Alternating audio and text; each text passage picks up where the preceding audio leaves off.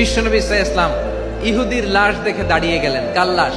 ইহুদির লাশ দেখে দাঁড়ায় গেলেন। সাহাবারা বললেন, ইয়া রাসূলুল্লাহ, আপনি দাঁড়ালেন যে, এটা তো ইহুদির লাশ। বিশ্বনবী বললেন, আওয়ালাইসাত নাফসান, এটা কি মানুষ নয়? হোক ইহুদি হোক খ্রিস্টান, এটা তো মানুষ।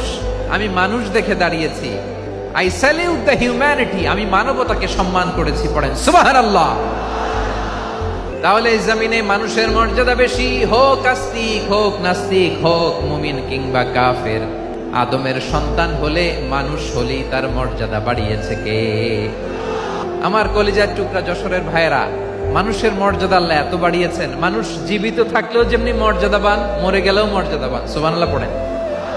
মানুষ মরে গেলে এই ডেড বডিটা কি হয়? পচে যায়, গলে যায়, মাটির সাথে মিশে যায়। তাই বলে আপনি ডেড বডির সাথে যাচ্ছে তাই করতে পারবেন না। পারবেন? কেউ যদি অন্যায় করে, তাকে যদি আপনি শাস্তির আওতায় আনেন, যা মনে চায় করতে পারবেন না। তারা আগুন দিয়ে পোড়াতে পারবেন না, নাক কাটতে পারবেন না, কান কাটতে পারবেন না, অঙ্গ বিকৃতি করতে পারবেন না। কারণ মানব জাতির মর্যাদা স্বয়ং দিয়েছে কে?